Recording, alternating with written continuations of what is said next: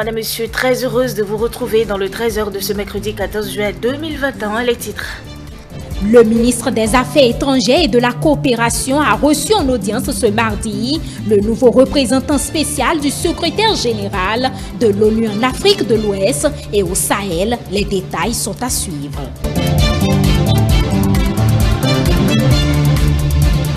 Évaluation du plan de travail annuel du premier semestre au titre de l'année 2021 du ministère de l'Industrie et du Commerce. C'était à la faveur d'une séance présidée par la ministre Shadia Alimatou Assouma.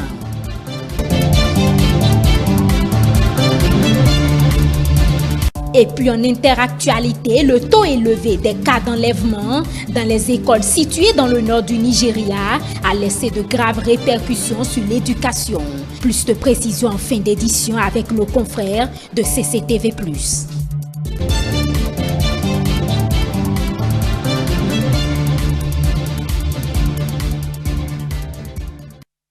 Voilà, bienvenue. La vice-présidente du Bénin, Mariam Chabi Talata Zimé, a reçu hier mardi en audience Oulimata Sarr, directrice générale régionale de l'Agence des Nations Unies pour l'égalité genre et l'autonomisation de la femme, ONU Femmes pour l'Afrique de l'Ouest et centrale.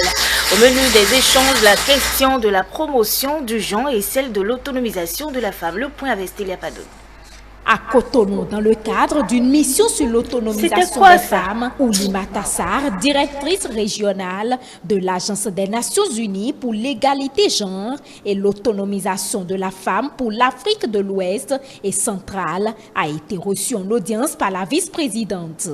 Occasion pour Mariam Chabi Talata Zimé de rappeler à son hôte le rôle et la place dévolus à la femme dans la tradition béninoise, de même que les efforts consentis par le gouvernement pour la promotion du genre. Nous avons parlé des droits des femmes, nous avons parlé de la représentativité, du leadership féminin, nous avons aussi parlé des questions de ressources et du rôle des parlementaires, du rôle de son bureau dans tout ce que ONU Femmes essaie de faire au niveau du Bénin. Pour la prochaine législature, que les femmes auront au moins un minimum de 24 postes de députés, en plus de tout ce qui sera possible. Donc c'est une bonne voie. Nous avons des ambitions pour le Bénin. On aimerait que le Bénin puisse avoir une Assemblée nationale paritaire. Pourquoi pas un gouvernement paritaire? Nous savons que le président Talon est engagé auprès des femmes. Malgré les avancées enregistrées en matière d'autonomisation de la femme, Oulimata Sarr plaide une fois encore pour la représentativité des femmes dans les instances de prise de décision. Il y a de cela 25 ans, en 1995, 45 000 femmes sont allées à Beijing en Chine et la délégation béninoise était presque riche de 20 femmes, on en a rencontré quelques-unes. 25 ans plus tard, le monde entier, particulièrement l'Afrique et le Bénin, a fait des avancées sur l'accès aux services sociaux de base, la santé, l'éducation. Mais nous pensons qu'il reste encore des chantiers.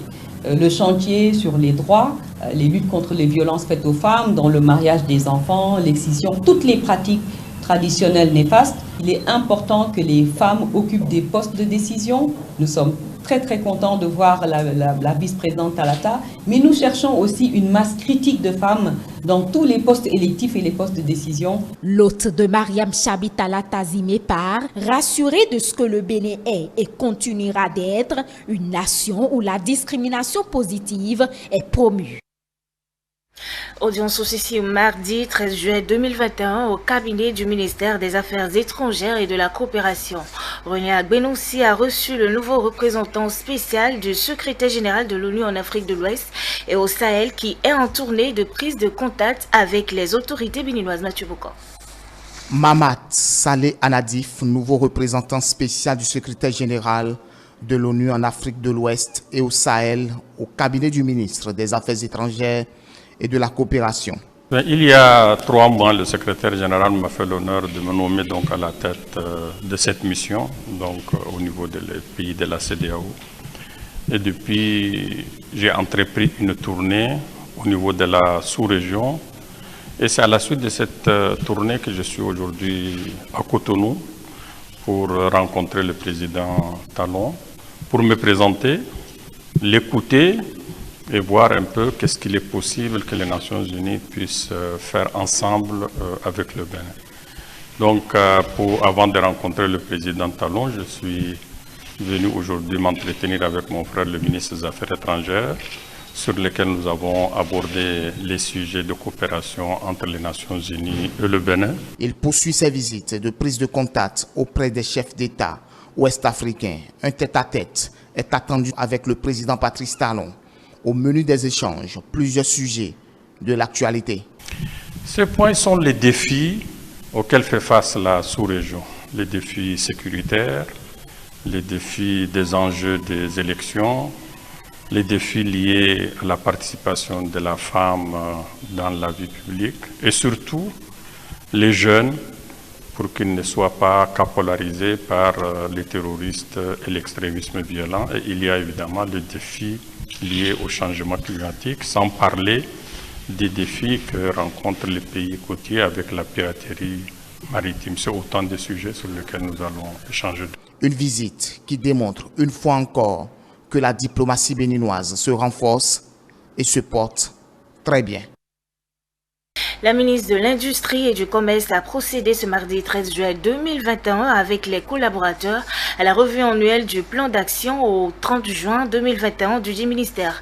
Principale remarque, une baisse en moyenne dans l'exécution des travaux. Le compte rendu de Céline Bovy. Après 6 mois de travail et de gestion au sein du ministère de l'Industrie et du Commerce, l'heure est au bilan pour Chadia Assouma. De façon spécifique, il s'agira d'évaluer les prévisions aux réalisations pour déterminer les écarts, d'apprécier les niveaux d'exécution physique et financière du PTA au 30 juin 2021, d'identifier les difficultés rencontrées et les mesures correctives qui s'imposent de manière à améliorer le processus de mise en œuvre de notre PTA. Il est important de rappeler que beaucoup d'efforts restent à faire pour espérer l'obtention des résultats attendus pour l'année 2021. Je voudrais compter sur votre dynamisme, votre entière disponibilité à une évaluation objective de l'exécution en appui à la prise de décision visant à atteindre les objectifs que nous nous sommes fixés au terme de l'exercice budgétaire. Le département ministériel a connu une baisse en termes d'exécution physique et financière, une situation qui se justifie selon l'autorité de tutelle par la crise sanitaire liée à la COVID-19.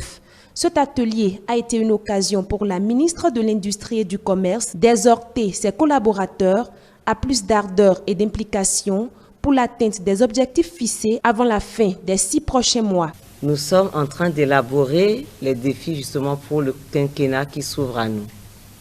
Donc une évaluation efficace, intelligente et importante. Nous avons, à travers cet exercice, nous sommes dans la gestion axée sur les résultats, des résultats qui sont attendus. Et j'exhorte donc toutes les énergies à se fusionner autour donc de notre idéal, autour de notre objectif, qui est donc la promotion de l'industrie et du commerce.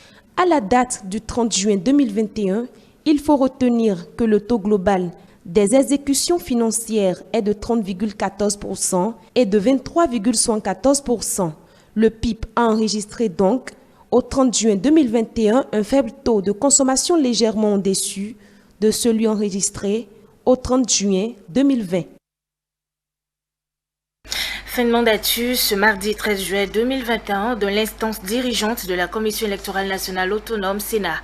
Emmanuel Tiondo et ses pairs, après 7 années passées à la tête de l'institution, ont reçu les hommages de leurs désormais anciens collaborateurs. La cérémonie, quoique sobre, s'est déroulée dans l'enceinte de l'institution.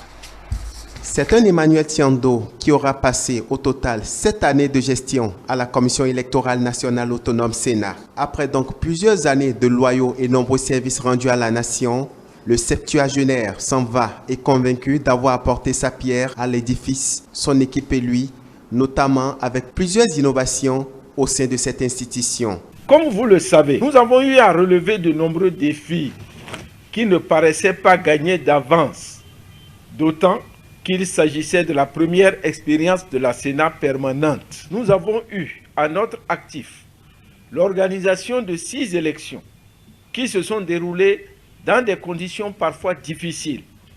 Mais vous avez toujours été à nos côtés pour nous encourager et exécuter avec technicité et diligence les tâches qu'incombe la tenue de ces scrutins.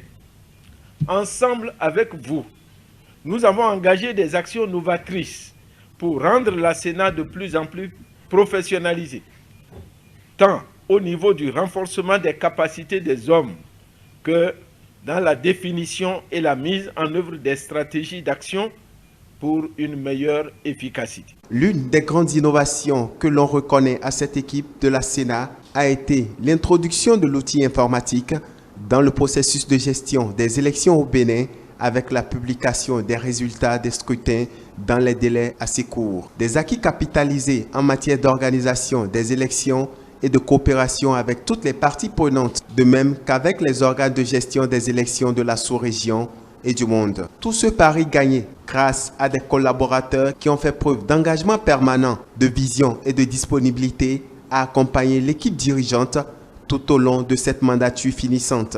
Au nom de ses pairs, le porte-parole du personnel a rendu un hommage bien mérité à l'équipe du président Emmanuel Tiando. Vous qui vous retirez aujourd'hui, vous êtes nos illustres devanciers. Que Dieu agrée vos prières. Certes, votre départ va changer des donnes dans notre vécu habituel. Le personnel tient également à adresser ses félicitations au commissaire pour le courage et l'endurance dont ils ont fait preuve dans la conception et l'encadrement de toutes les tâches électorales exécutées au cours de leur mandat de 7 ans qui arrive à son terme. La première mandature de la Sénat permanente instituée par la loi 2013-06 du 25 novembre a pris donc fin ce mardi 13 juillet 2021. Emmanuel Tiando et son instance dirigeante prennent ainsi congé des siens. Il reste tout de même disponible aux différentes sollicitations, a rassuré le premier responsable sortant. Vous avez eu droit ce mardi 13 juillet 2021 à une émission spéciale. Lutte contre la corruption, un combat si difficile à gagner. C'est une interrogation et aussi le thème autour duquel se sont accentués les échanges. La lutte contre la corruption, une préoccupation majeure des gouvernants depuis des années. Au Bénin, malgré l'attirail des institutions pour lutter contre ce phénomène et les efforts du gouvernement, les faits de corruption économique sont légion. C'est un fléau qui est inhibiteur du développement, qui ralentit le développement, qui arrête même le développement lorsqu'on le laisse se propager. Le fait qu'un groupuscule d'individus et de cadres, d'intellectuels surtout, s'accapare du plus gros, de la plus grosse partie des revenus, de la richesse produite par l'ensemble de la population, que la corruption commence par se développer. La corruption a touché tous les secteurs de la vie publique, l'économie, le politique, le social et même le culturel. Une préoccupation qui suscite assez de questions. Est-ce que c'est parce qu'ils n'étaient pas bien rémunérés? Est-ce qu'au niveau du palais, j'entends dire, est-ce qu'il y avait quelque chose salarial? J'ai cherché à comprendre. Parce que quand je les interrogeais, je cherchais à savoir pourquoi vous aviez fait ça. Parce qu'il faut comprendre. Pour pouvoir aller à solution. Pour donc comprendre, il faut aller à l'origine, explique le sociologue. Et ce qui fait que ça se passe ici, c'est que quand on prend par exemple le cas de l'Afrique coloniale, les colonisateurs, qu'ils soient français, qu'ils soient britanniques, ont institué un mode de vie qui a impacté les premiers cadres, les premiers intellectuels africains qui ont remplacé ces colons à l'indépendance. Et donc, une fois que ces Africains, ces premiers cadres sont allés à l'apprentissage du pouvoir, ils ont voulu faire comme le blanc. Le cas Anat en dit long, même si la lutte contre la corruption semble être un combat difficile à gagner, il est à reconnaître que le gouvernement de Patrice Talon fait preuve d'engagement et de responsabilité. Il faut frapper, c'est vrai, mais il faut frapper juste. Il faut frapper tous ceux qui sont en cause. Il ne faut pas frapper et délimiter Bon, être viril vis-à-vis de l'opposition, il ne faut pas frapper dans les périphéries. Que vous soyez du côté du pouvoir, que vous ne soyez pas du côté du pouvoir, vous êtes poursuivi. Ça fait un.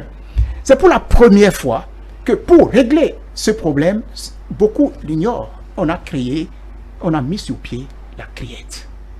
Cette juridiction qui permet aujourd'hui réellement de sanctionner tout ce qui, de près ou de loin, touche au fléau qu'on appelle la corruption, au fléau qu'on appelle le détournement.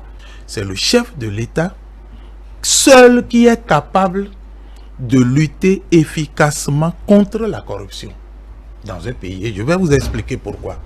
Parce que, c'est lui qui, dans son environnement politique, a besoin de se faire élire ou de se faire réélire ou de se maintenir au pouvoir. Et ces conditions déterminent ses comportements et ses prises de position vis-à-vis du fait de corruption. Ensuite, le président Talon, quand j'entends tout à l'heure, le président Talon aujourd'hui est le meilleur président pour le moment, capable de lutter efficacement contre ce fléau si il veille au grain. Après les festivités très restreintes de l'année passée en raison de la pandémie de la Covid-19, Emmanuel Macron a présidé ce mercredi matin le traditionnel défilé militaire du 14 juillet sur les Champs-Élysées. Au son des fanfares de la garde républicaine, les hommages ont commencé à 10 h par l'arrivée du président de la République. On rappelle que cette fête nationale a été instituée en 1880 pour commémorer la prise de la Bastille du 14 juillet 1789. Symbole de la fin de la monarchie absolue. Et sans transition, nous nous rendons au-delà de nos frontières au Nigeria, où la hausse des enlèvements dans les écoles situées dans le nord du Nigeria a eu des conséquences néfastes sur l'éducation dans le pays, certains élèves étant contraints à rester chez eux. Les Nations Unies exhortent le gouvernement nigérien à agir pour mettre fin à cette insécurité. Falmata Ousmane vit maintenant à Abuja avec sa famille après son départ de l'état de Borno l'année dernière. Elle dit qu'ils ont dû échapper aux enlèvements et à la terreur. Notre ville était attaquée, les maisons incendiées et nous ne pouvions pas rester. Alors mon mari et moi avons dû retirer nos enfants de l'école et nous nous sommes précipités ici à Abuja pour nous mettre en sécurité. Tout le monde n'a pas réussi à échapper à cette vague d'insécurité comme Falmata. Depuis décembre, environ 1000 étudiants du nord du Nigeria ont été kidnappés. L'Organisation des Nations Unies pour l'éducation, la science et la culture affirme que les enlèvements dans les écoles ont augmenté. L'UNESCO évalue à 348 le nombre d'étudiants enlevés lors d'attaques récentes après que plus de 100 étudiants ont été enlevés dans l'état de Kaduna au début du mois. C'est quelque chose qui doit être traité comme une urgence de sécurité nationale. Ce doit être une guerre totale, une opération militaire chirurgicale concise avec une précision clinique pour éliminer les bergers criminels de nos communautés, villes et villages et les décimer autant que possible. Sécuriser nos frontières autant que possible, renforcer la sécurité aux frontières et s'assurer que nous ne voyons pas d'afflux ou de personnes à la frontière. En 2014, l'ONU a lancé une initiative pour la sécurité des écoles au Nigeria après que près de 300 écolières ont été kidnappées dans l'état de Borno. Le programme était axé sur la promotion de zones sûres pour l'éducation, la reconstruction d'écoles et le renforcement de la présence des agents de sécurité. Il impliquait des enseignants, des parents, des policiers et des dirigeants des communautés touchées. Cependant, le programme a été interrompu après l'entrée en fonction d'une nouvelle administration en 2015. Le nord du Nigeria est classé depuis le début des années 70 comme une région défavorisée sur le plan éducatif, nécessitant certaines formes d'action positive pour favoriser un meilleur accès à l'éducation pour les enfants du nord du Nigeria. Ainsi, avec cette dernière attaque contre les établissements d'enseignement, le nord s'enfoncera bien sûr dans la dépression de l'éducation, de telle sorte que tous les gains réalisés au cours des 50 dernières années pour sortir le nord du désavantage éducatif auront été considérablement inversés. Le président Muhammadu Buhari a condamné les attaques contre les écoles qui, selon lui, pourraient gravement toucher le secteur de l'éducation, déjà en difficulté dans le pays. Ces efforts pour restaurer la sécurité doivent porter leurs fruits rapidement si des personnes comme Falmata veulent se sentir plus en sécurité dans leur communauté. Ce journal s'achève, madame, monsieur. Merci de l'avoir suivi. Continuez de nous suivre sur nos différentes plateformes digitales www.etelebena.com, Facebook, YouTube, ETélé Bénin, tout simplement.